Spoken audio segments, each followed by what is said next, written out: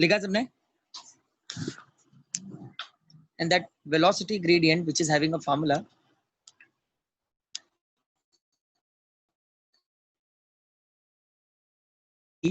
upon dx. Velocity gradient formula है ये. Write down its definition first. The rate of change of velocity. The rate of change of velocity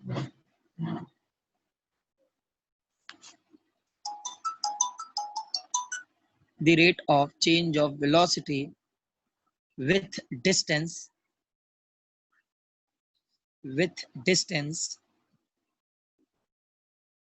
measured from a stationary layer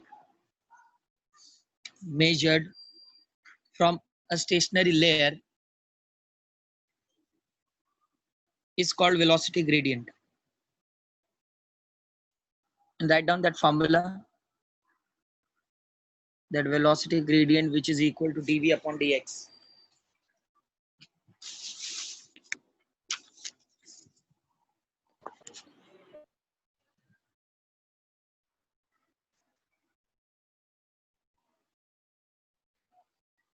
लिखा आप लोगों ने? Yes sir. Liquid viscous के बारे में मैंने क्या बताया था आप लोगों को? थिकनेस. सॉरी, लिक्विड विस्कस के बारे में क्या बताया था? थिकनेस, गाढ़ापन, जिसे हम लोग विस्कस कह रहे हैं. तो इसके अंदर की जो विस्कोसिटी होती है वो बॉडी के रिलेटिव मोशन को अपोज करता है. क्या करता है? बॉडी के रिलेटिव मोशन को अपोज करता है. तो गाइज यहाँ पे वाटर में क्या होता है, लेयर्स होते हैं, या फिर कोई भी लिक्विड होगा तो उसके अंदर लेयर्स होते हैं. तो ये जो लेयर्स हैं इनकी स्पीड कम होती है अंदर के लेयर्स की. तो जब भी कोई बॉडी इसके अंदर ट्रैवल करने की कोशिश करता है तो अंदर के लेयर्स आपस में फ्रिक्शन क्रिएट करते हैं और फ्रिक्शन की वजह से बॉडी के मोशन अपोज होना शुरू हो जाते हैं. तो वहीं पे ये टॉपिक भी जनरेट होता है, वेलोसिटी ग्रेडियंट. तो जो वेलोसिटी ग्रेडियंट है which is representing the rate of change of velocity per unit displacement, इस कॉन्सेप्ट पे ये चलता है. अब यही सारे कंडीशन में गाइस एक और चीज आ जाता है, विस्कस ड्रैग. विस्कस ड्रैग को विस्कस फोर्स भी कहते हैं. विस्कस फोर्स क्या करता है एग्जैक्टली? जब भी बॉडी मोशन में आ रही है उसको अपोज करना शुरू कर देता है, जिससे बॉडी का मोशन रुकना शुरू हो जाता है. ये हम लोग न्यूटन्स लॉ विस्कोसिटी कहते हैं. Is that clear everyone? Newton's law of viscosity. So write down next topic, next heading, Newton's law of viscosity. Abhishek, Yes sir. अभिषेक आवाज आ रही है या नहीं? Yes sir, आ रही है. Write down next topic, Newton's law of viscosity.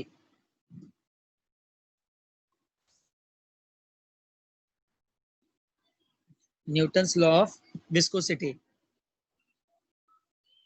लिखे? Yes sir. Newton's law of viscosity में exactly क्या होता है? That viscous force which is directly proportional to the area of the layer and velocity gradient. मतलब formula wise हम लोग इसे देखें तो that viscous force which is directly proportional to area and directly proportional to velocity gradient. समझे? मतलब इसको इस तरीके से लिखना है, the viscous force acting on any layer is directly proportional to area of the layer and directly proportional to velocity gradient. ये concept Newton's law of viscosity को रिप्रेजेंट करता है.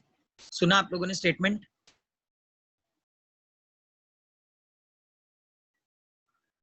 स्टेटमेंट अब लिखो. For streamline flow,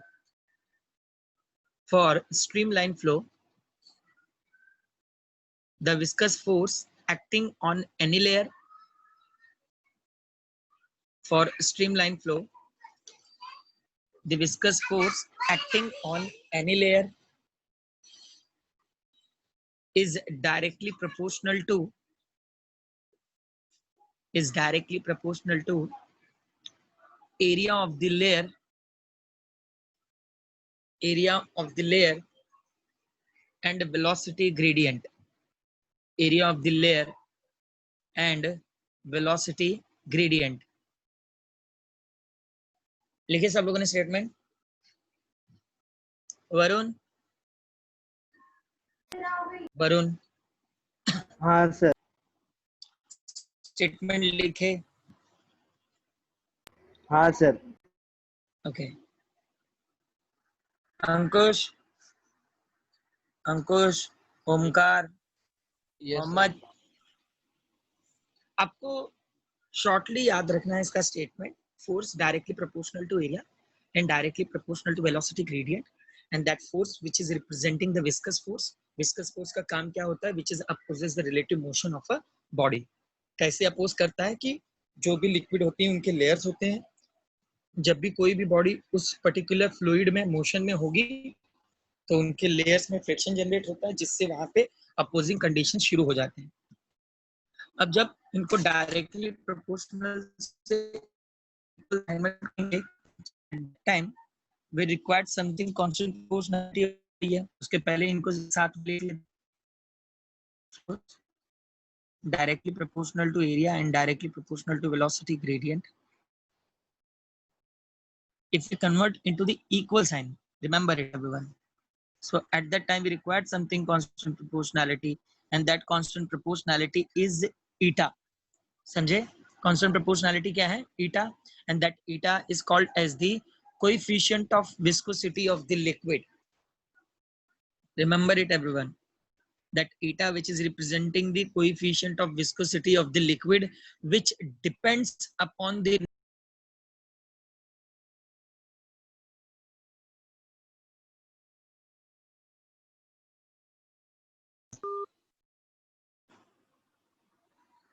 sorry guys, आवाज आ रही है मेरी? Yes sir, आ रही है. ईटा क्या है? Coefficient of viscosity. याद रहेगा ये बात? और ये डिपेंड्स पे होता है, that coefficient of viscosity, liquid which depends upon the nature of the liquid. मतलब लिक्विड का जैसा भी नेचर होगा, that eta which is dependent on it. Is that clear? अब जो रिमेनिंग स्टेप होगा वो लिख लेंगे हम लोग. ईटा ए डीवी अपॉन dx. ये फॉर्मूला यहाँ तक न्यूटन्स लॉ ऑफ विस्कोसिटी का है, और इसी न्यूटन्स लॉ ऑफ विस्कोसिटी में एक और पॉइंट जनरेट हो गया, and that point is the coefficient of viscosity. समझ में आ रहा है? एक एक्स्ट्रा पॉइंट कौन से जनरेट हो गया है? Coefficient of viscosity. तो कोएफिशिएंट ऑफ विस्कोसिटी, अगर हम लोग यहाँ से फॉर्मूला जनरेट करें कोएफिशिएंट ऑफ विस्कोसिटी का, so eta is equal to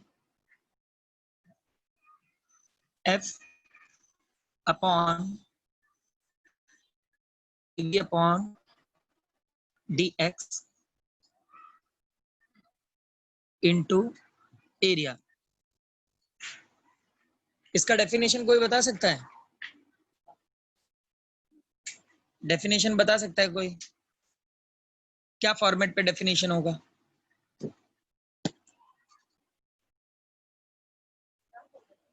बोलो Mohammad.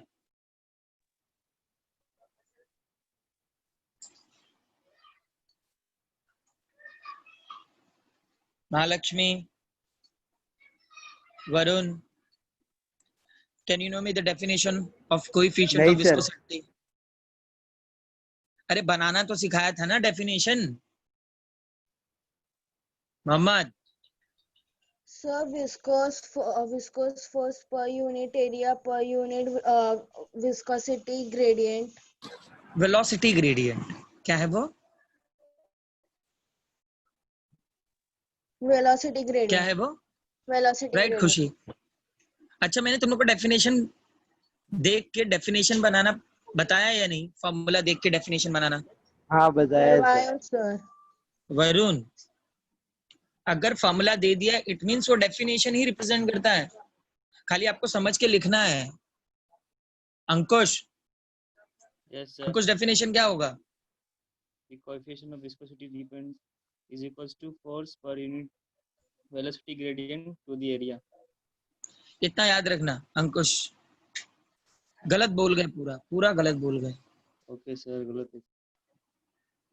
Coefficient of viscosity is defined as the viscous force per unit area per unit velocity gradient। आपने क्या बोल दिया पता है? velocity gradient to the area।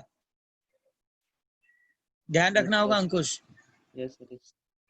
नहीं तो रॉन्ग हो जाएगा। छोटी सी बात मैंने बताया है ना आप लोगों को, जब भी अपॉन दिखता है, अपॉन दिखता है मतलब पर यूनिट कॉन्सेप्ट वहां पे अप्लाई कर दो, and it is not a big deal. Ratio के फॉर्मेट में कोई मुझे डेफिनेशन बता सकता है क्या? रेशियो के फॉर्मेट में डेफिनेशन कैसा होगा?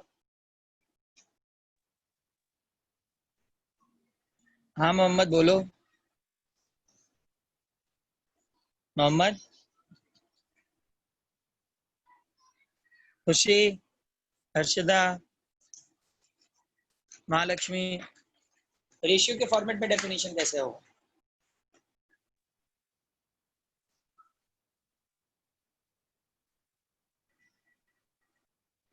Sir hello. हाँ हाँ सर हाँ Mohammad, coefficient of viscosity is defined as the ratio of the of viscous force to the velocity gradient into the area।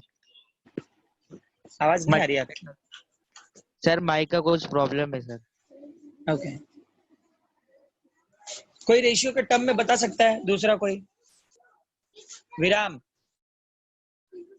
विराम, अदिति, महालक्ष्मी, महालक्ष्मी आवाज आ रही है?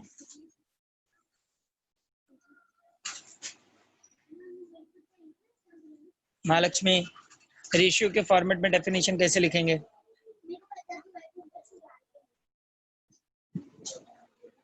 सिंपल से टर्म्स है। Hello, sir. हाँ, Coefficient of viscosity is the ratio of viscous force to the product of velocity gradient into product of velocity gradient and area. Area, मतलब simple से term रख,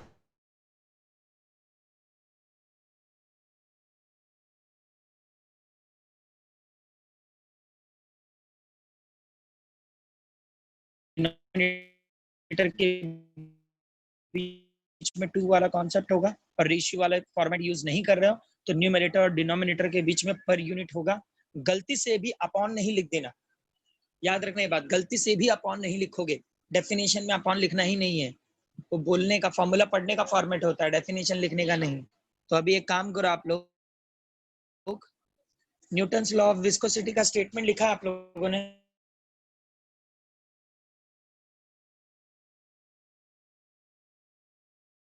फॉर्मूला लिख लो पहले, that formula is representing the Newton's law of viscosity, इतना लिख लो पूरा।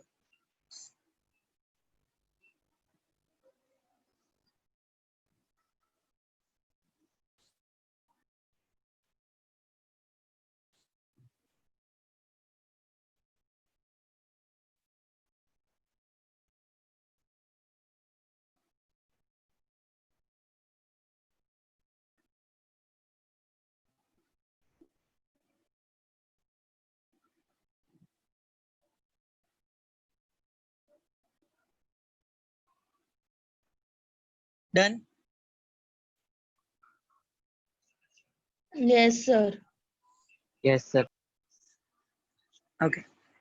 After that, give the next heading, coefficient of viscosity. Coefficient of viscosity लिखे? Yes sir। अब guys, coefficient of viscosity में definition लिख लो।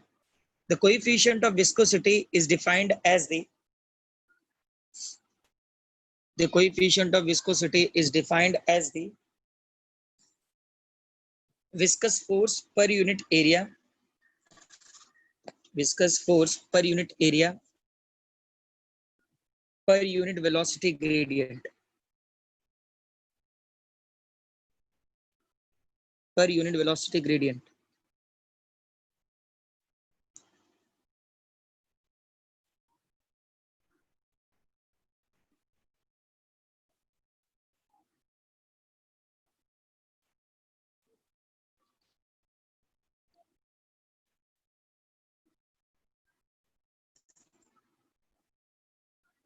फॉर्मूला लिख लो and its unit is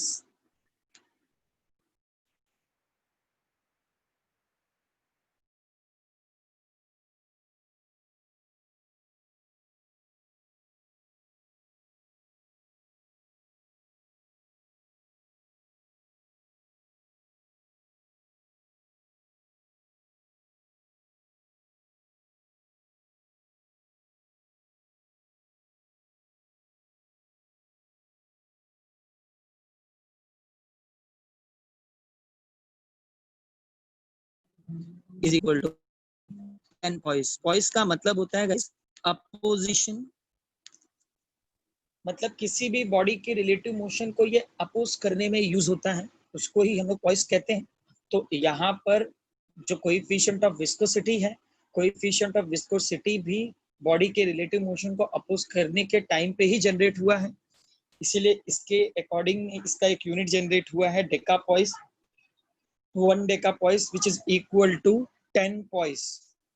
याद रखना 10 1 decapoise which is equal to 10 poise. Sometime MCQs में ये पूछा जाता है यूनिट्स एंड मेजरमेंट में, आपको यूनिट्स पता होनी चाहिए। और अगर हम लोग पॉइस को काफी अच्छे तरीके से एक्सप्लेन करें तो पॉइस का जो कंडीशन है वो इस तरीके से हो सकता है कि if a force of 1 Dan per square centimeter exists between the two layers of fluid with unit velocity gradient, then its coefficient of viscosity is 1 poise. या फिर सिंपल से कॉन्सेप्ट में याद रखो कि मोशन को अपोज करने के लिए जो भी कॉन्सेप्ट वहां पे जनरेट होता है उसकी यूनिट पॉइस है।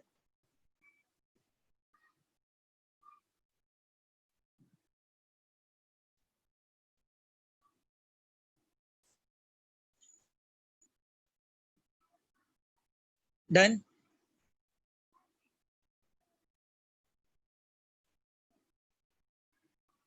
ये लिखे यहां तक? Yes sir.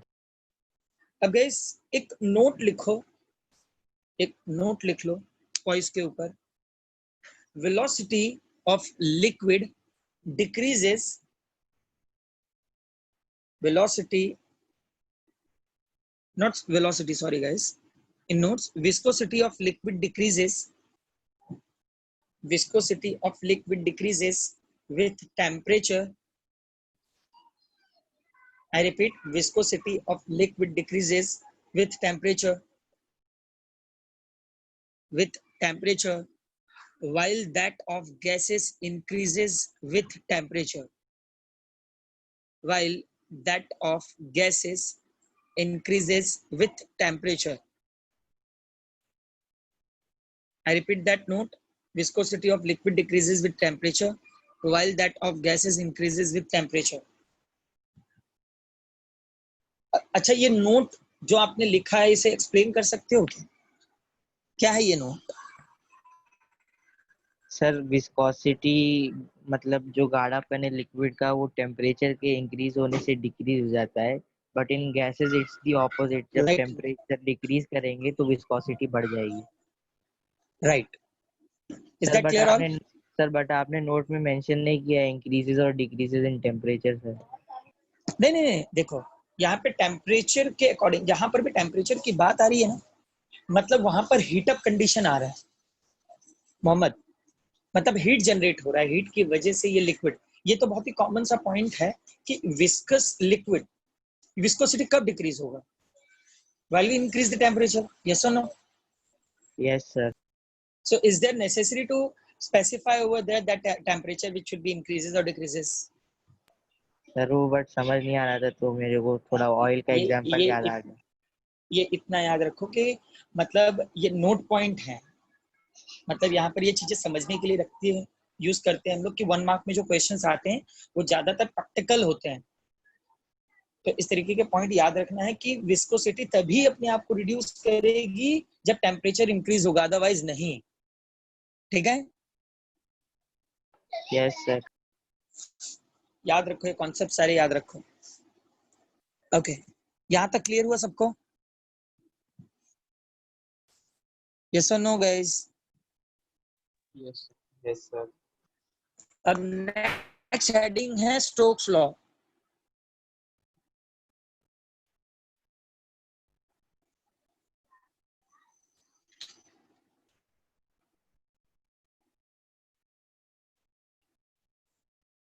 अब next heading is Stokes law. कभी नाम सुना है?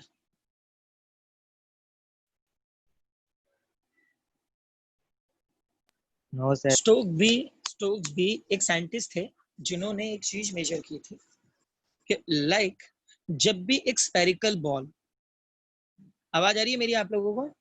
Yes, sir. बेसिकली जब भी हम लोग किसी भी फ्लूइड में मूव करेंगे तो हमारी जो बॉडी है वो अपोजिशन फील करती है। यस और नो? Yes, sir. ओके, तो अब यहाँ पे इनका कॉन्सेप्ट ये था that Stokes which state that the law which gives the viscous force acting on a spherical ball object falling through a viscous medium. मतलब कि जब भी कोई एक स्फेरिकल बॉल, फॉर एग्जांपल यहाँ पर एक बीकर है and that beaker which is containing a liquid, और यहाँ पर एक स्फेरिकल बॉल इसके अंदर एंटर कर रहा है, तो यहाँ पर विस्कस इस तरीके से यहाँ पे होती है। मतलब ये सारे विस्कस को अपोज करता हुआ नीचे की तरफ जाता रहता है।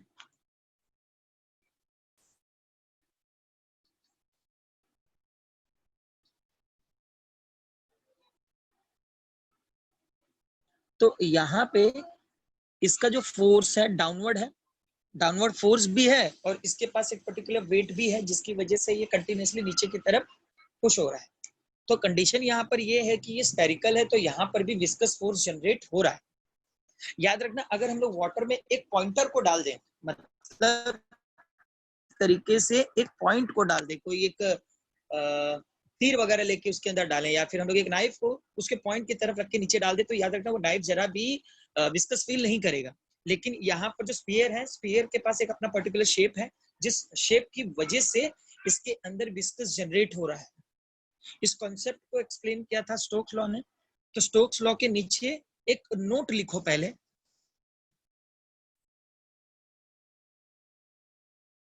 या फिर स्टेटमेंट करके भी डाल सकते हो। Note statement of Stokes law.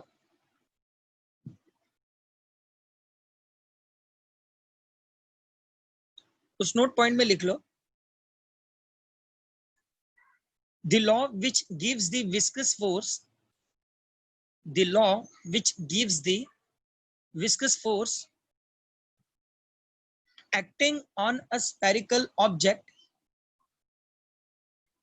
acting on a spherical object falling through a viscous medium. I repeat that point. The law which gives the viscous force acting on a spherical object falling through a viscous medium, falling through a viscous medium. तो spherical object के बाद Spherical object falling through a viscous medium, falling through a viscous medium. Done? Yes sir done. Others? Yes, sir. Yes, sir. अब guys यहाँ पे ये तो एक note point का स्टेटमेंट था, लेकिन एक्चुअल स्टेटमेंट ये नहीं है। यहाँ पर खाली उनके ऑब्जर्वेशन का क्या पार्ट था, उन्होंने ये बताया कि जब भी कोई एक स्फेरिकल बॉल विस्कस मीडियम से ट्रैवल करेगा तो उस कंडीशन को स्टोक्स लॉ कहते हैं। लेकिन अभी इनको फॉर्मूलास कंडीशंस देने थे, इनके फॉर्मूला वाइज इसको एक्सप्लेन करना था। तो उन्होंने जो एक्चुअल स्टेटमेंट दिया वो क्या था, वो देख लेते हैं हम लोग। तो यहाँ पर सबसे पहला कॉन्सेप्ट इन्होंने दिया, the viscous force acting on a small sphere falling through a medium is directly proportional to the radius. सबसे पहला पॉइंट में रेडियस था। दूसरा directly proportional to velocity, and the third one is directly proportional to the coefficient of viscosity of the fluid. मतलब इस तरीके से concept थे इसके, that viscous force direct proportional to radius, Similarly, that viscous force again directly proportional to the velocity of that particular object, that directly proportional to the coefficient of viscosity of the particular fluid की fluid की exactly जो thickness है, जो viscous है, वो कितनी ज्यादा है. अब इन सबको एक साथ में directly proportional to eta r v. If we got into the equal sign, again we required something constant proportionality. इस constant proportionality को हम लोग k से replace करेंगे, eta r v. अब यहाँ पे जो k है, k कांस्टेंट है हमारा, तो कांस्टेंट को 6 पाई से रिप्लेस करेंगे यहाँ पे. सो स्टोक्स लॉ का जो फॉर्मूला यहाँ पे जनरेट होता है, दैट फॉर्मूला भी है 6 पाई eta r v. सर आप एक बार रिपीट करो सर, आपकी आवाज बहुत स्टक हो रही थी sir. Okay wait everyone. Stokes law का जो स्टेटमेंट है, वो स्टेटमेंट जरा ध्यान से सुनो. The viscous force acting on a small sphere falling through a medium is directly proportional to radius, directly proportional to velocity, and directly proportional to coefficient of viscosity of the fluid. आवाज आ रही है मेरी सबको? Yes sir. Yes, sir.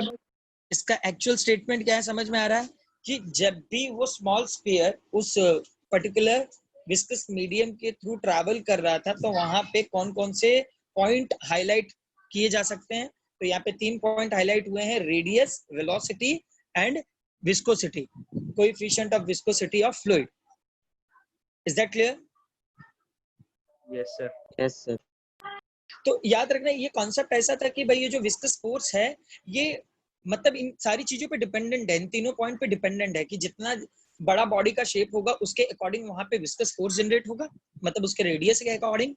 फिर ये भी depend करता है कि कितनी पर्टिकुलर वेलोसिटी है उसकी, किस वेलोसिटी पे वो अंदर ट्रेवल कर रहा है, और at last coefficient of viscosity of fluid, मतलब जो ये शो करता है कि जो लिक्विड का विस्कस से गाढ़ापन है वो कितना ज्यादा है या फिर कितना कम है. तो ये तीनों ही पॉइंट यहाँ पर इंपॉर्टेंट है, या फिर ये भी बोल सकते हो विस्कस फोर्स इन तीनों चीजों पे डिपेंडेंट है. Is that clear all? Yes, sir. Yes sir. So first write down the statement of Stokes law. Give the next heading, statement of Stokes law.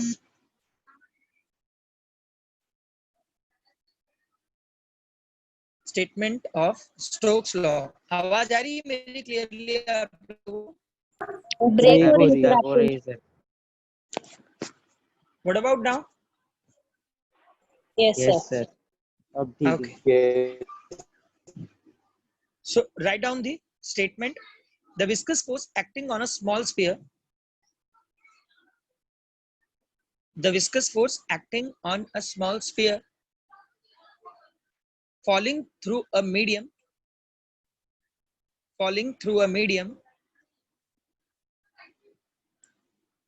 is directly proportional to the A small small sphere.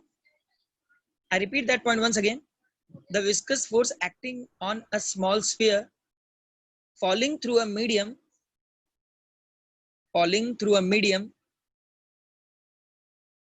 is directly proportional to the radius of the sphere, is directly proportional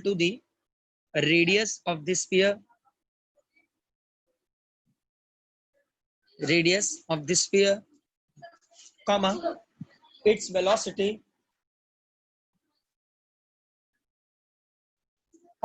velocity, through fluid, and coefficient of viscosity of the fluid. I repeat the statement once again, everyone. The viscous force acting on a small sphere falling through a medium is directly proportional to the radius of the sphere, comma, its velocity through a fluid, and coefficient of viscosity of the fluid. Done, guys? Yes, sir. Yes sir. याद रखना यहाँ पे ये जो k है वो constant proportionality है, और इसको अगर न्यूमेरिकली हम लोग चेक करें, so that k which is equal to 6 pi. Is that clear? Formula लिख लो। तो कैसे है 6 पाई सर? ये न्यूमेरिकल कांस्टेंट टर्म होते हैं, उनके मेजरमेंट पे डिपेंडेंट होता है। ओके इलेक्ट्रोस्टैटिक फोर्स का जरा फॉर्मूला बोलो। इलेक्ट्रोस्टैटिक फोर्स का फॉर्मूला बोलो।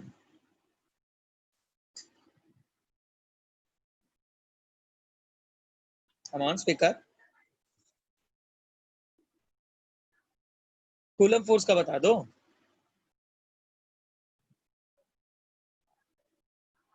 अंकुश, सर याद नहीं है सर। तुम लोग पढ़ रहे हो कि नहीं, पहले मुझे ये बताओ। पढ़ रहे सर। याद रखना टाइम आप लोगों के पास बहुत कम है। अगर मान लो कि फैब में ही आपका एग्जाम हुआ, क्योंकि 20% सिलेबस रिड्यूस हुआ है, तो एग्जाम आप लोगों का फैब में होना लगभग तय है। अक्टूबर स्टार्ट हो गया है। Let me know how many month we remain now. 2 to 3 months. 2 to 3 month. October, November, December, January. चलो जनवरी पे पकड़ लेते हैं, फरवरी काउंट नहीं करना। 4 मंथ है हमारे पास। अब यहाँ पे मुझे ये बताओ कि फिजिक्स में चैप्टर कितने हैं? 16. 16. What about bio, chemistry and maths?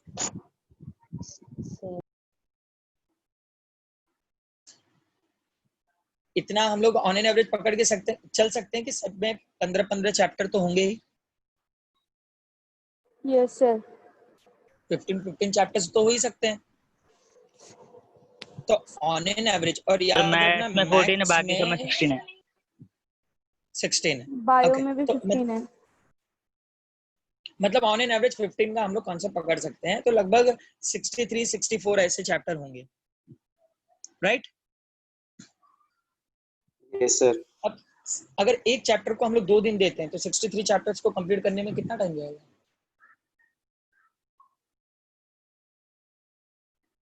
126। 126।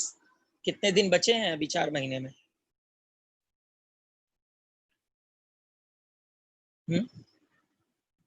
120। 120, either the 121, 122, किसी महीने में 31 क्या भी दिन होगा। तो एक बात बताओ मुझे, अगर आप लोग जैन एंडिंग तक खाली सिलेबस को कवर अप ही करते रह जाओगे, तो उन सारी चीजों को रिवाइज कब करोगे? फैब में? Is it possible? No, sir. No, sir. Feb month में आप लोग रिवीजन नहीं कर पाओगे। बेसिकली दिसंबर जनवरी से रिवीजन स्टार्ट हो जाता है कि जितना भी पढ़ा हुआ है उतना रिवीजन हो। आप ये सारी बातें छोड़ो, क्या जितना पढ़ाया हुआ है आप लोगों का उतना पढ़ के खत्म हुआ क्या? हाँ, sir. ऑल? No sir. देखो जितना भी पढ़ रहे हो, जिनका भी यस है, नो है, जो भी है, आप लोगों के सामने, क्योंकि मुझसे झूठ बोल सकते हैं, आप लोग खुद से झूठ नहीं बोल सकते, इतना याद रखना। और जितना भी चैप्टर पढ़ा के हो रहा है, अगर आप लोग मेरे साथ ही उसे पढ़ के खत्म नहीं कर रहे हो, तो गाइस बहुत ही प्रॉब्लम में फंसने वाले हो। सर पढ़ के साथ में पढ़ना खत्म हो शुरू रहे करो। लेकिन भूल जा रहे sir. Wow Azhar, yes sir. भूल जा रहे हो, हाँ मतलब सर। आप रट्टा मार रहे हो अजहर। सर क्या सर डेरिवेशन कितनी प्रैक्टिस किया? डेरिवेशन प्रैक्टिस किया तो भी? नहीं सर, जो पढ़ने वाला है सर। से अजहर, एक बार डेरिवेशन को नहीं, हम लोगों ने क्यों बोला है कि at least 3 time 5 time derivation practice करो? एक बार में आता है क्या किसी को? अगर आपको 5 बार में भी नहीं आ रहा है, so it is your responsibility to do the at least 10 time. Sir theory part वो नहीं आ रहा है कौन सा थ्योरी पार्ट बताओ मुझे, कौन सा थ्योरी पार्ट? सर। सुपरपोजिशन का है, इसका तो बहुत ज्यादा है फ्लूइड का। याद रखना फ्लूइड में बहुत ज्यादा है। अभी आगे केटीओजी चैप्टर आने वाला है, थर्मोडायनेमिक आने वाला है, वो सब भी थ्योरेटिकल है। कब करोगे? अगर कोई चीज आपको याद नहीं हो रही तो उसको आपको बार बार ट्राई करते रहना होगा ना। क्या मेरे बार बार पढ़ाने से वो सारी चीजें आ जाएंगी क्या? बताओ। नहीं नहीं याद रखना गाइस, जैसा हमारा कंसंट्रेशन फर्स्ट टाइम में होता है वैसे हर टाइम में होता है। इनिशिएटिव खुद को लेनी पड़ती है पढ़ने का, ये बात याद रखना। और पढ़ाई बहुत स्लो चल रही है आप लोगों की, मैं बार बार वार्न कर रहा हूँ आप लोगों को। इस हिसाब से नहीं चलता गाइस, इसलिए सबसे पहले इंपॉर्टेंट चैप्टर्स आप लोगों को करा दी ताकि उन सारे चैप्टर्स के डेरिवेशन थ्योरेटिकल पार्ट आप लोग पढ़ के खत्म करो, समझे मोहम्मद? और Yes, याद sir. रखना, फिजिक्स में पहले 20 चैप्टर थे, उन 20 चैप्टर को 16 बना दिया। तो क्या लगता है आपको 4 चैप्टर गायब कर दिए क्या इन लोगों ने? नहीं सर। गायब नहीं किए हैं, उन चारों चैप्टर को 16 में मर्ज कर दिया है। मतलब चैप्टर की कैपेसिटी बढ़ गई। देख रहे हो कितने लंबे लंबे चैप्टर्स हैं ये? Yes, sir. तो क्या लगता है 2 दिन में कवर अप हो पाएगा क्या? No sir. No, sir. अपने टाइम टेबल बनाओ, पढ़ना बहुत है। Is that clear all? Yes, sir. Yes, Clear. sir. Yes, sir. Stokes law समझ में आया सबको? Yes sir. अब गाइज यहाँ पर जो स्फेरिकल बॉल था जो एक पर्टिकुलर लिक्विड बीकर में कंटिन्यूअसली नीचे चले जा रहा है, तो इस वेलोसिटी का नाम है टर्मिनल वेलोसिटी। कौन सी वेलोसिटी है ये? Terminal velocity. Terminal velocity. Terminal velocity मतलब ये जब भी एक स्फेरिकल बॉल एक किसी भी फ्लूइड के थ्रू ट्रैवल करेगा तो उसके अंदर एक कांस्टेंट वेलोसिटी जनरेट हो जाती है। उसी कांस्टेंट वेलोसिटी को हम लोग टर्मिनल वेलोसिटी कहते हैं। याद रखना इस बात को। तो ये कॉन्सेप्ट हर जगह अप्लीकेबल होता है। फॉर एग्जाम्पल, आप अगर किसी टेरिस पे भी चढ़ गए हो तो टेरिस से अगर आप एक स्फेरिकल बॉल नीचे फेंकोगे तो वो बॉल में जो वेलोसिटी जनरेट होगी उस वेलोसिटी को टर्मिनल वेलोसिटी कहते हैं, क्योंकि एयर भी फ्लूइड ही है। याद रखना, जो एयर के मॉलिक्यूल्स हैं वो भी क्या है? फ्लूइड ही है। समझ रहे हो? अब मैं एक आपको कॉमन सा एग्जांपल बताता हूँ। डिस्कवरी पे मैंने देखा है, आई डोंट नो आप लोगों ने देखा है या कि नहीं, कि एक बंदा ऊपर एक पेन लेकर खड़ा होता है। फॉर एग्जाम्पल 60th फ्लोर पे लेके खड़ा हुआ है वो, और नीचे एक पर्सन है, और या फिर पेन की जगह पे अगर एक कॉइन भी लेके खड़ा हो रहा है, एक कॉइन ले लेते हैं, स्फेरिकल है वो, तो अगर वो 60th फ्लोर से नीचे फेंकता है तो नीचे खड़े पर्सन के सिर पे अगर वो कॉइन लगेगा तो वो पर्सन मर जाएगा। रीजन वहां पे ये दिया गया है, because it is having a very larger speed, so which is consumes a very higher force. आप लोग फिजिक्स के स्टूडेंट हो, क्या लगता है आपको? Is it true? Yes yes. No, sir sir. इसके पीछे का फिजिक्स बता सकते हो? वहां पे डिस्कवरी में ये रीजन दिया गया कि भाई 60 फ्लोर से नीचे गिरने के टाइम पे उसके अंदर का जो ग्रेविटी पुल है, जो फोर्स है, बहुत ज्यादा हो गया है, जिसकी वजह से वो पर्सन के सिर पे लगेगा तो पर्सन मर जाएगा वहीं पे। क्या ऐसा पॉसिबल है? No, sir. No sir. No, sir. क्योंकि हम लोग चैप्टर कौन सा पढ़ रहे हैं? फ्लूइड चैप्टर पढ़ रहे हैं, mechanical properties of fluid and that air which is having a drag. जैसे ही उस कॉइन की स्पीड ज्यादा होने की कोशिश करेगा वो कॉइन, तो वहां पे विस्कस फोर्स एक्ट करना शुरू करेगा और उस पर्टिकुलर कॉइन को अपोज करना शुरू करेगा, जिससे उसकी वेलोसिटी उतनी ज्यादा नहीं हो जाएगी जिससे कि वो पर्सन मर जाए। और उस कॉइन में टर्मिनल वेलोसिटी जनरेट हो जाती है, और टर्मिनल वेलोसिटी इसलिए जनरेट होती है क्योंकि वहां पे विस्कस अपोजिंग कंडीशन भी है, तो उसके पास एक कांस्टेंट वेलोसिटी होती है, ना कि कम ज्यादा होता रहता है। वहां पर ये भी बता रहे थे कि भाई जैसे जैसे वो नीचे आएगा उसकी स्पीड बढ़ रही है। No, is it completely wrong? एक कांस्टेंट स्पीड हो जाता है, उसके पास एक कांस्टेंट स्पीड होता है, एक कांस्टेंट स्पीड से नीचे आता है, और वो कांस्टेंट स्पीड को ही हम लोग टर्मिनल वेलोसिटी कहते हैं। और इतनी ज्यादा वेलोसिटी नहीं होती जिससे पर्सन कोई मर जाए, ये कंप्लीटली रॉन्ग है। वहां पे अपोजिशन भी था तो उसकी वेलोसिटी काफी कम हो जाती है। समझे? फिर वो डिस्कवरी में झूठ दिखा रहा था आपको? ऑफ कोर्स आपको नहीं, यहाँ पे सबको दिखाया है, मेरे को थोड़ी दिखाया है। सर, अकेला मेरे को बैठा के सर दिखा रहे आप थे क्या? दी थी ना सर वो सर, आप ही दी थी मिथबस्टर्स ना? है सर, वो लोग ऐसे छोटे मोटे जो झूठे फैक्ट्स हैं उनको एक्सपेरिमेंट से प्रूव करते सही है कि गलत है, मैंने भी देखा था। याद रखो नंबर अभिषेक, अभी कभी कुछ स्टडी रिलेटेड भी चीजें देखते हो? यस सर सर, यूट्यूब पे बिल्कुल सर, कैरिमिनाटी हमेशा सर। गधेड़ा कैरी मिनाटी देखता है। कुछ पढ़ा अभिषेक? तूने कुछ पढ़ा भी? Yes sir viscosity Stokes law visco Stokes law. Yes sir Abhishek और वरुण, तुम दोनों इतना याद रखना, जिस दिन मैं क्लास में आऊंगा ना, तुम दोनों को मुर्गा बनाऊंगा मैं। कुछ नहीं पढ़ रहे हो तुम दोनों। सर पढ़ रहे सर अभी सर मैं मैथ्स और बायोलॉजी कर रहा हूँ सर, फिजिक्स और केमिस्ट्री सर लास्ट के 2 मंथ में करूंगा। लाइक लास्ट सर ये मंथ में नहीं सर, मतलब ये मंथ के बाद से चालू करूंगा मैं। अरे ये मंथ मैंने के अभी बाद। तक हाथ भी नहीं लगाया है। अजहर तू कभी स्टार्ट करेगा? अजहर कुछ नहीं पूछता, अजहर अब उसके क्वेश्चंस कम हो गए हैं। हाँ अजहर सर पूछता हूँ ना पक्का? सर, समझ रहे तो क्या पूछी सर, यानी वाह, पूरा पूरा नहीं। बहुत बड़ी बात है अजहर, आपको समझ रहा है। क्यों सर नहीं समझता है? चलो अच्छी बात है भाई, समझना चाहिए। ओके अजहर डॉक्टर बनने वाला है भाई।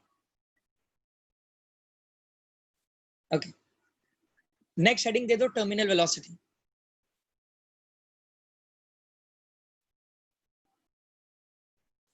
Next heading is terminal velocity.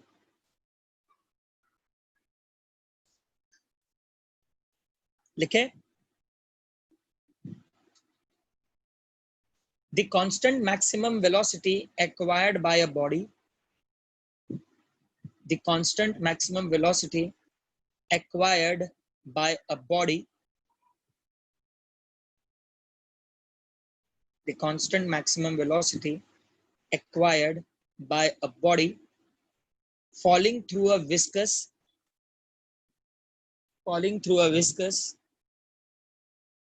liquid, falling through a viscous liquid is called as terminal velocity, is called as terminal velocity.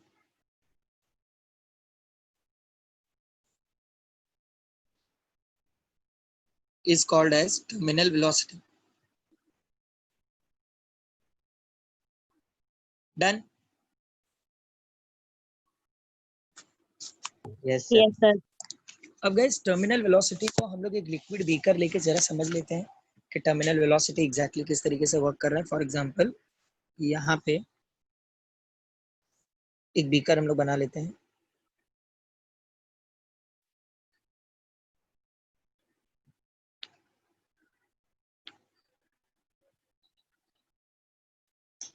That beaker which is containing of water, और यहाँ पे हमारे पास एक स्फीयर है। अब ये स्फीयर में गाइस 2 टाइप के फोर्सेस क्रिएट हो रहे हैं, एक अपवर्ड फोर्स और एक डाउनवर्ड फोर्स। तो अपवर्ड फोर्स डबल है यहाँ पे,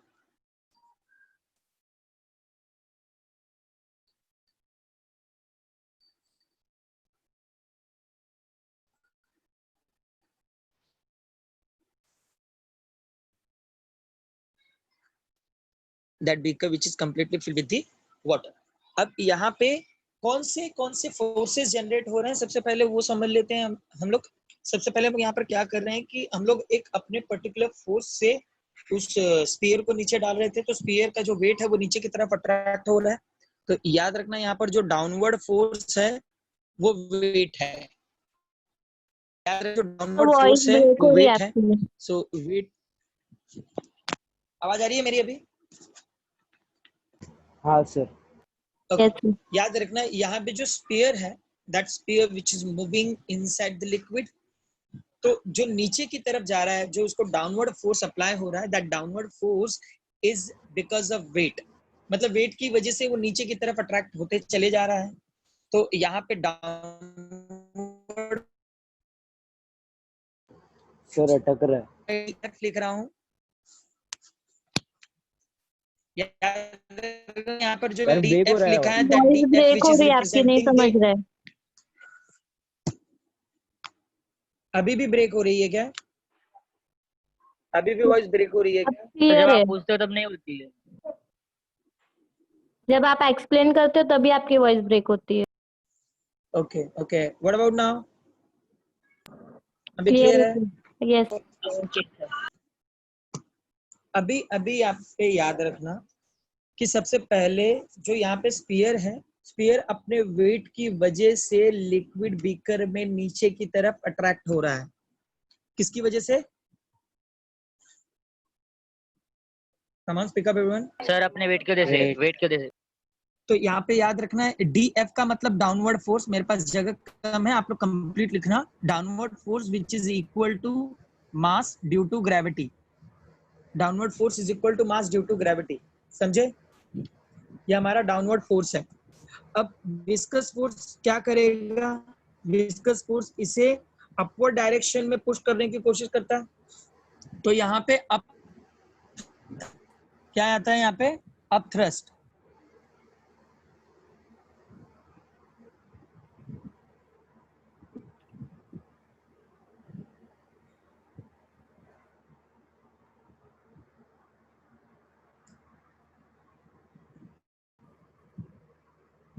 तो यहाँ पे अप थ्रस्ट है।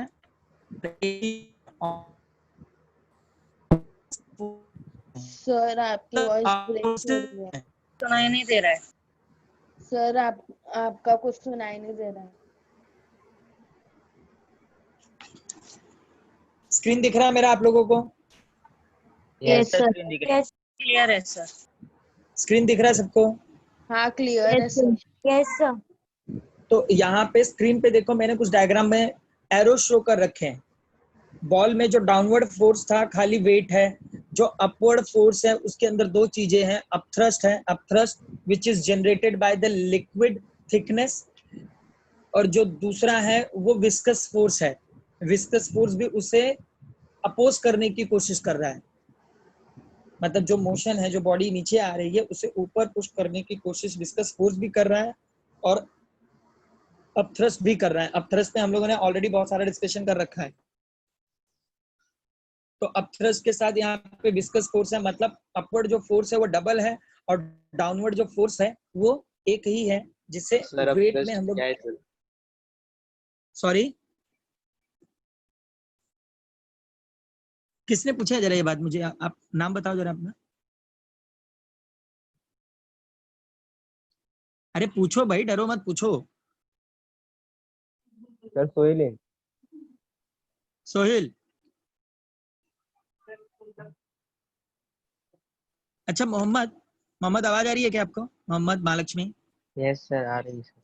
जब मैकेनिकल प्रॉपर्टीज ऑफ फ्लूइड मैंने स्टार्ट किया था तो अपथ्रस्ट पे रिलेटेड हम लोगों ने दो डेरिवेशन किया था, where we get the formula that pressure which is dependent on the height, density and gravity, just because where we having the upthrust.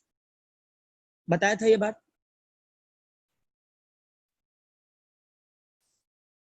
बोलो। महालक्ष्मी, अंकुश। तो अपथ्रस्ट एग्जैक्टली क्या होता है? अपथ्रस्ट में क्या होता है? फॉर एग्जांपल कोई एग्जांपल दे सकते हो आप लोग? सर ऑब्जेक्ट फ्लोट होती है सर। ऑब्जेक्ट फ्लोट होती है। सबसे पहले क्या होता है कि जब भी हम लोग, फॉर एग्जांपल हम लोग किसी स्विमिंग पूल में जंप कर रहे हैं, तो जैसे हम लोग जंप करते हैं तो जंप करते ही हमारे बॉडी का जो वेट होता है वो ग्रेविटी की तरफ अट्रैक्ट होना शुरू हो जाता है। तो हम अपने वेट की वजह से पानी के अंदर जाने लगते हैं, और ये तभी तक जाते हैं जितने फोर्स से हम लोग नीचे कूदे हुए थे, नीचे जंप किए हैं हम लोग। अब हमारे बॉडी में जब तक फोर्स होगा जो हमने अप्लाई किया था नीचे जंप करने के लिए, तब तक बॉडी नीचे की तरफ अट्रैक्ट होगी। लेकिन जैसे ही आपके बॉडी का फोर्स खत्म होगा, नीचे से जो वाटर है वो अपथ्रस्ट करेगी आपको। अपथ्रस्ट करने के टाइम पे वो जो पानी का जो विस्कस फोर्स होता है वो आपको ऊपर की तरफ लाएगा और आपको सरफेस पे ही रखेगा, आपको नीचे नहीं जाने देगा। याद रखना, अपथ्रस्ट बॉडी को अपवर्ड डायरेक्शन में लेके आने के लिए होता है। और अगर इसको डिफाइन करें तो थ्रस्ट का मतलब होता है that pressure applied on a rest surface. तो उस जो भी बॉडी है उसको वो सरफेस पे लेके जाता है। क्लियर हुआ? Yes sir. अब थ्रस्ट समझ में आ रहा है क्या है सोहेल? Yes sir. याद रखना, जब भी कोई भी ऑब्जेक्ट पानी के अंदर जाना शुरू करता है तो अपने फोर्स की वजह से वो नीचे जाता है तब तक कि जब तक उसके अंदर फोर्स प्रेजेंट होता है। जैसे फोर्स खत्म होगा बॉडी सरफेस पे आ जाएगा, और सरफेस पे इसीलिए आया है क्योंकि नीचे से वाटर ने अपथ्रस्ट अप्लाई किया है हमारे बॉडी में, और अपथ्रस्ट हमेशा अपवर्ड डायरेक्शन में ही होता है, वेट हमेशा डाउनवर्ड डायरेक्शन में ही होता है। और जो विस्कस फोर्स है वो अपथ्रस्ट को हेल्प करता है बॉडी को अपवर्ड डायरेक्शन में लेके जाने के लिए। मतलब अपवर्ड जाने के टाइम पे हमारे पास दो टाइप के फोर्सेस हैं। Is that clear all? Yes, sir. Yes, sir. ये डायग्राम बना लो। That is expression for terminal velocity. Heading दे देना, expression for terminal velocity. Vf का मतलब विस्कस फोर्स है, Df का मतलब डाउनवर्ड फोर्स है। यहाँ स्क्रीन कम था इसलिए मैंने शॉर्टकट में लिखा हुआ है।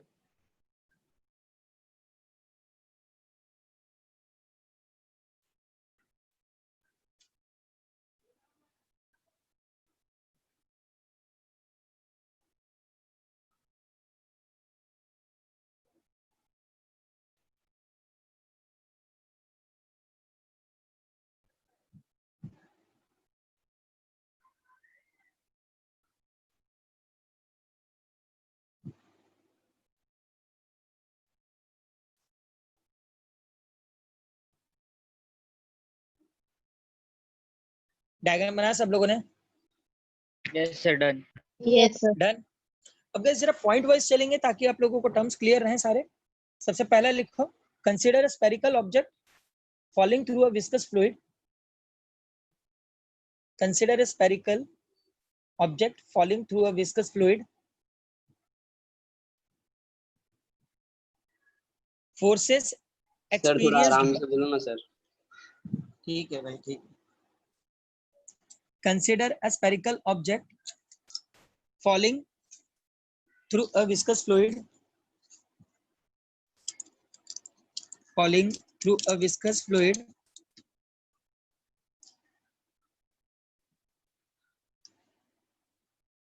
falling through a viscous fluid. Forces experienced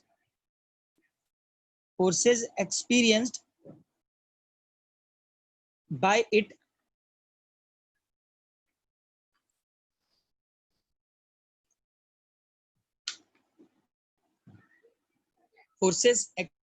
experienced by it during forces experienced by it during its downward motion. Its downward motion. Downward motion. अब गाइज यहाँ पर ये जो मैंने तीनों फोर्सेस ड्रॉ करके रखे हैं इनको ही स्पेसिफाई कर रहा हूं मैं। सबसे पहला पॉइंट, डाउनवर्ड मोशंस के टाइम पे यहाँ पे तीन कंडीशंस जनरेट हो रहे हैं। अपथ्रस्ट है, विस्कस फोर्स है, और हमारे पास डाउनवर्ड फोर्स है। तो सबसे पहला पॉइंट दे दो, विस्कस फोर्स। सबसे पहला पॉइंट दे दो, viscous force. Viscous force directed upwards, viscous force directed upwards, its magnitude, viscous force directed upwards, its magnitude goes on increasing, its magnitude goes on increasing with increase in its velocity, goes on increasing with increase in its velocity, increase in its velocity. First point clear है सबको, viscous force? Yes, sir. Yes, sir. Next point लिखो, second point डाल देना वहां पे, gravitational force और its weight, gravitational force और its weight, और its weight directed downwards,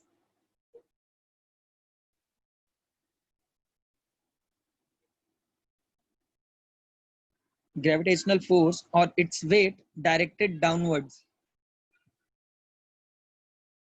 Third point, upthrust directed upwards.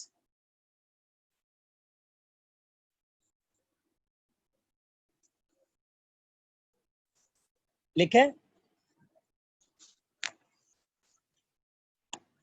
Yes, sir.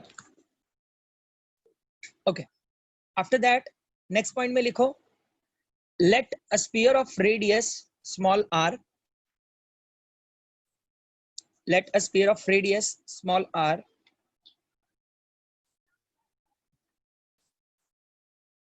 let a sphere of radius small r and density rho and density rho, याद रखना ये जो रो है ये density है उस पर्टिकुलर स्फीयर की, and density rho falling under gravity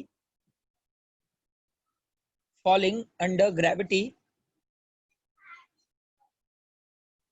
falling under gravity through a liquid of density through a liquid of density sigma, याद रखना सिग्मा डेंसिटी रिप्रेजेंट करता है उस पर्टिकुलर लिक्विड की जिसके अंदर ये ट्रैवल कर रहा है. I repeat, let a sphere of radius small r and density rho falling under gravity through a liquid of density sigma and coefficient of viscosity eta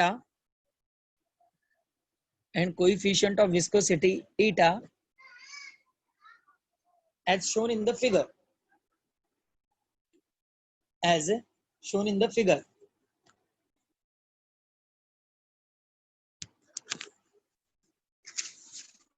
Done guys? यहाँ तक लिखा सब लोगों ने? Yes, sir. Now guys, we are having a total downward force. Total downward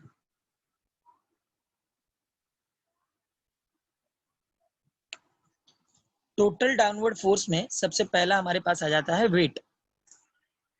So total downward force is equal to weight mass due to gravity. Guys, that mass which is replaced with the volume into density. समझ में आया? Volume into density समझ में आया सबको? Yes मास को replace करेंगे तो volume into density.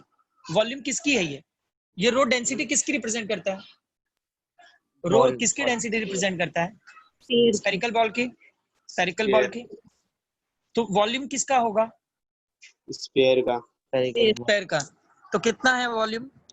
4 pi square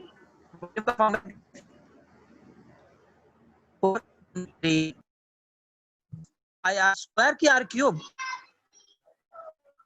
4/3 pi r cube. 4/3 pi r cube density into gravity, that is our equation number 1. लिख लो.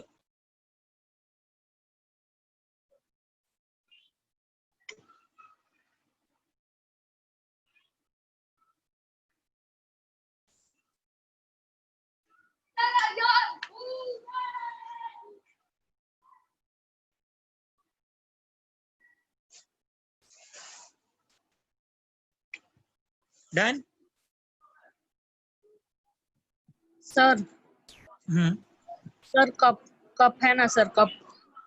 हाँ. इसको उल्टा करके अगर डुबाएंगे तो वो लिक्विड ज्यादा अपोज क्यों करता है?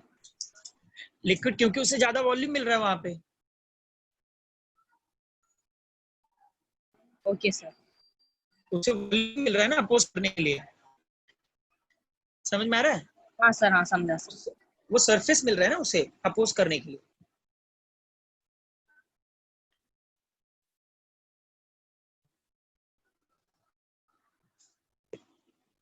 ये हुआ, लिख के हुआ.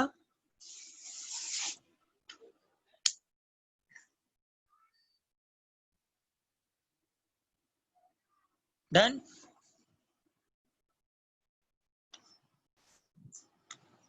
ये लिखे खाली ये पॉइंट लिखने थे. Yes, sir. अब गाइस ये तो टोटल डाउनवर्ड फोर्स था.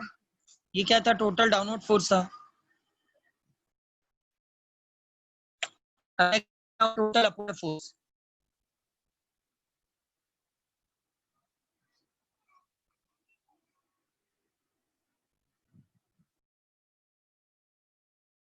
टोटल अपवर्ड फोर्स तो गाइस यहाँ पे अपवर्ड फोर्स में दो चीजें हैं, सबसे पहला है हमारा अपथ्रस्ट और दूसरा है विस्कस फोर्स। तो अपथ्रस्ट भी किसके अंदर अप्लाई होगा? वेट में ही अप्लाई होगा ना। अपथ्रस्ट भी किसके अंदर अप्लाई होगा? वेट में। तो same mass due to gravity plus viscous force.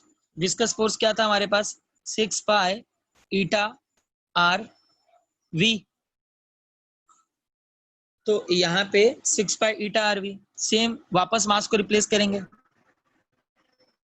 मास को रिप्लेस होगी volume into density, but density अब किसकी अप्लाई होगी?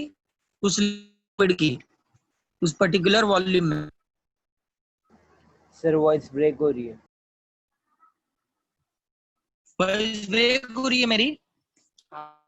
Yes sir. Yes sir. अभी क्लियर है? अभी क्लियर है? नहीं नहीं नहीं।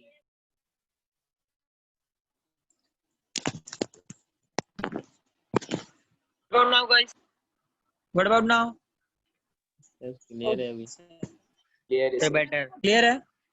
Yes yes sir. Okay, volume into density into gravity plus 6 pi eta RV। अब यहाँ पे डेंसिटी याद रखना, ये जो सिग्मा है वो डेंसिटी रिप्रेजेंट करता है लिक्विड की। अब वापस v को हम लोग रिप्लेस कर देंगे वॉल्यूम से, volume of sphere, that should be again 4/3 pi r cube into sigma into gravity plus 6 pi eta r v, that is our equation number 2। ये लिख लो यहाँ तक। सिग्मा तो डेंसिटी लिक्विड का है ना, तो उसमें हम लोग स्फीयर का। ओके सर, ओके, समझा समझा। ये समझे या नहीं? हाँ ये सर, जो लिक्विड है अपोज किसको कर रहा है? बॉल को ही कर रहा है ना, स्फेरिकल बॉल को ही कर रहा है वो। हाँ सर, समझा।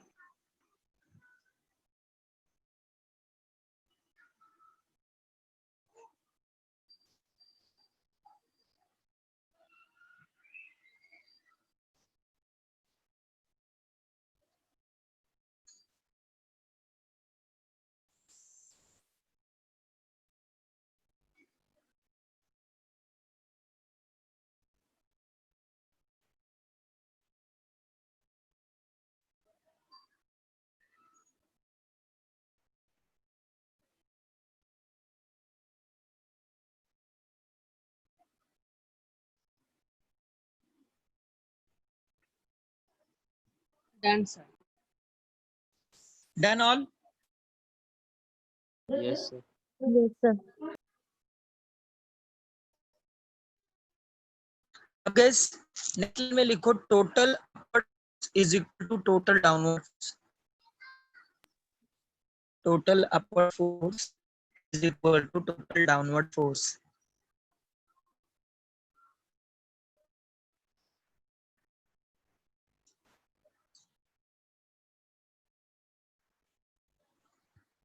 Total upward force is equal to total downward force. लिखे सब लोगों ने? हाँ सर। तो यहाँ पे सबसे पहले हमारे पास टोटल अपवर्ड फोर्स क्या था?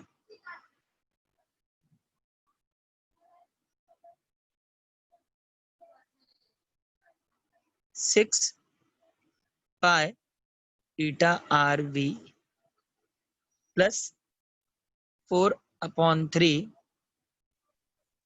pi r cube sigma into gravity। ये टोटल अपवर्ड फोर्स हो गया। Similarly total downward force should be 4/3 pi r cube rho into gravity. अब यहाँ पे क्या करेंगे, ये जो पूरा स्टेप है 6 पाई ईटा आरवी को एज इट इज हम लोग लेफ्ट साइड में रखेंगे। 6 pi eta r v keep it as it is, और remaining 4/3 pi r cube sigma into gravity को इक्वल की दूसरी साइड लेके आएंगे। तो यहाँ पे इक्वेशन होगा 4/3 pi r cube rho into gravity minus 4/3 pi r cube sigma into gravity. अब यहाँ पे जो भी टर्म्स कॉमन होंगे उसको यूज कर लेंगे हम लोग। सो 4/3 पाई आर क्यूब कॉमन हो गया, sigma minus rho minus sigma into gravity. अब गाइस यहाँ पे हमें फाइंड आउट करना था टर्मिनल वेलोसिटी। अब यहाँ पे ये इक्वेशन एज इट इज है हमारा 6 पाई ईटा आर वी। तो सबसे पहले हम लोग यहाँ पे चीज फाइंड आउट कर लेंगे, वेलोसिटी, टर्मिनल वेलोसिटी। तो टर्मिनल वेलोसिटी के पहले चेक कर लेते हैं कि कैंसिल क्या क्या हो सकता है यहाँ पे। So pi pi will get cancel, r cancel हो सकता है। फाइंड करना वी खाली यहाँ पे, तो याद रखना यहाँ से 6 और ईटा इक्वल दूसरी साइड जाएगा। तो जो भी यहाँ इक्वेशन होंगे वो किस तरीके से होंगे, फर्स्ट ऑफ ऑल 4/3, अब 6 नीचे आएगा तो 3 × 6 ईटा, और यहाँ पे आर रिमेन है, rho minus sigma into gravity. ये इतने सारे कॉन्सेप्ट है यहाँ पे। आर स्क्वायर रहेगा है। Sir r R square square। रहेगा ना? हाँ आर स्क्वायर। आर स्क्वायर ही किया है, आर स्क्वायर ही है, देखो ध्यान से, देखा दिखा सबको यहाँ तक? दिखा। लिखना है सर, एक मिनट। ये लिख लो लिख लो।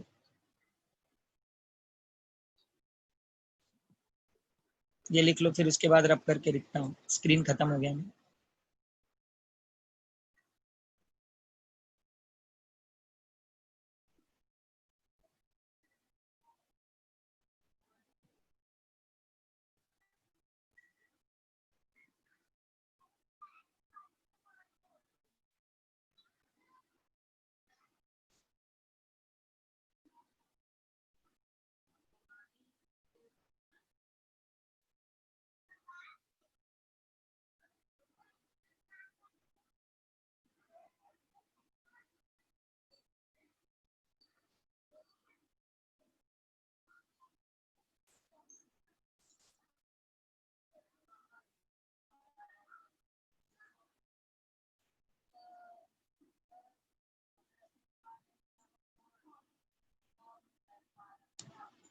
और ये कैंसिलेशन दिखा देना, यहाँ पे 2 और यहाँ पे 3।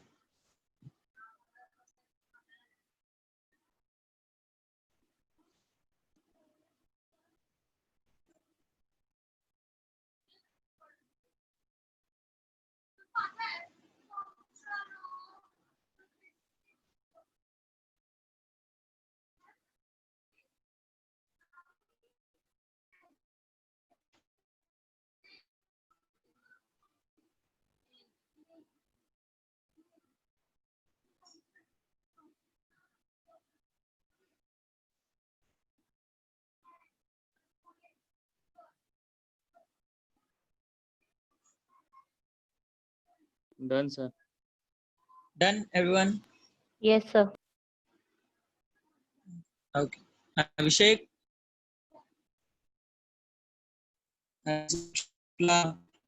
Varun, done sir. Sir yes sir.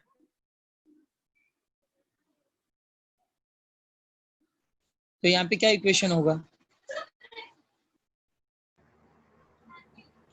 क्या इक्वेशन होगा यहाँ पे? V is equal to 2/9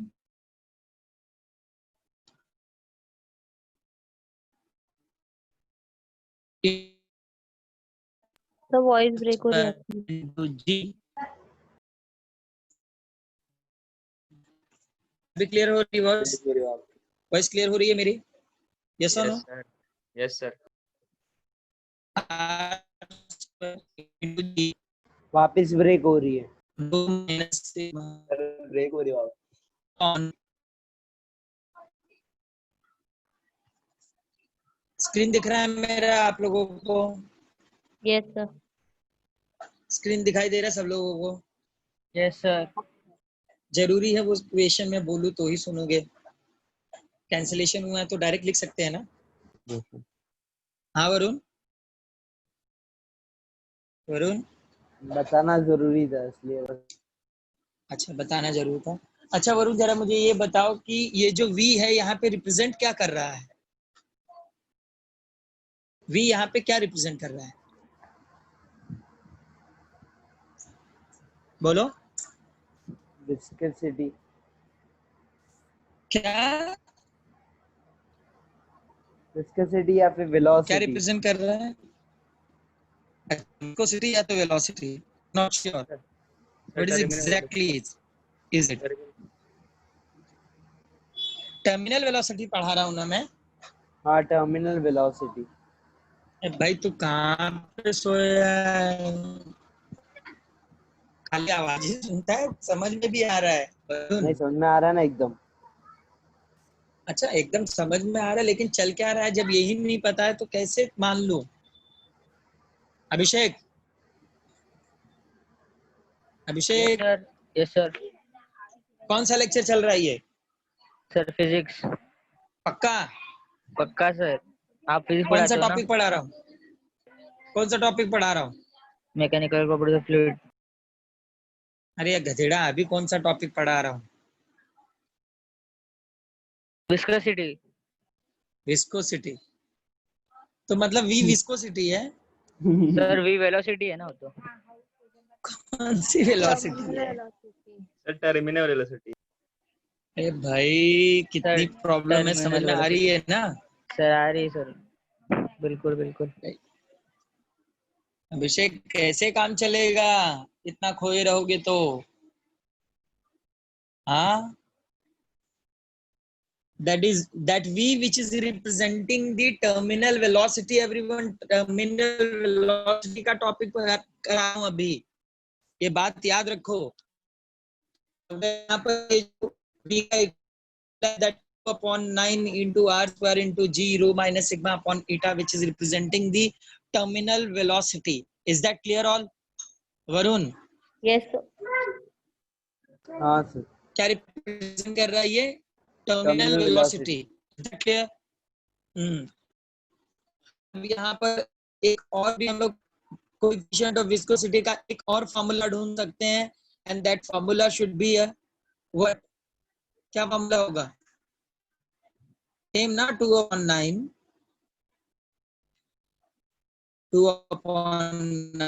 into r square 2/9 into r square into g rho minus sigma upon velocity. आवाज आ रही है मेरी कि वापस ब्रेक हो रही है? सर आ रही है एकदम आ रही क्लियर। है सर, आ रही है। ब्रेक होके आ रही है सर। ब्रेक हो क्या आ रही है? सर पर स्क्रीन है ना सर, समझ में आ रहा है। Yes, sir. नहीं सर, मेरे को तो नहीं समझ। ईटा समझ में आया? एक ईटा वापस कोएफिशिएंट विस्कोसिटी को रिप्रेजेंट कर रहा है। सब ब्रेक हो रही है ईटा वही। से रिप्रेजेंट कर रहा है। क्या हो गया, वॉइस ब्रेक हो रही है बार-बार? सर आपके Network आ रही है issue. आवाज अभी? टाइम पे ही वॉइस ब्रेक हो रही है। सर लीव करके ज्वाइन करो। लिसन, इतना लिख लो, इतना लिख लो, then will do in next lecture. इसके बाद वाला बाद में करेंगे। सर एक बार ऑडियो डिस्कनेक्ट करके कनेक्ट करने का ट्राई करो ना। कोएफिशिएंट ऑफ विस्कोसिटी को रिप्रेजेंट कर रहा है, मतलब कोएफिशिएंट ऑफ विस्कोसिटी का एक और फॉर्मूला यहाँ पर मिल गया है। ठीक है, इज दैट क्लियर ऑल? आ रही है वॉइस? अभी आ रही है? Yes sir. Yes sir. जो ईटा का यहाँ पे फॉर्मूला मिला हुआ है, ये फॉर्मूला भी कोएफिशिएंट ऑफ विस्कोसिटी को रिप्रेजेंट करता है। तो अभी तक कितने यहाँ पे कोएफिशिएंट ऑफ विस्कोसिटी के फॉर्मूला मिल चुके हैं? नेक्स्ट टाइम पढ़ के जरूर आना। Is that clear all? Yes sir. Okay sir. लिखा सब लोगों ने? सब लोगों ने लिखा? Yes sir. Yes sir. Okay everyone, Yes, bye, sir. Take care, bye everyone.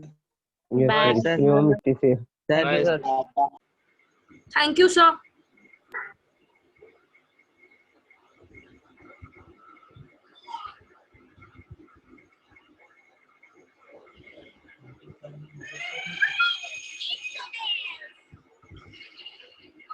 Akhilesh sir,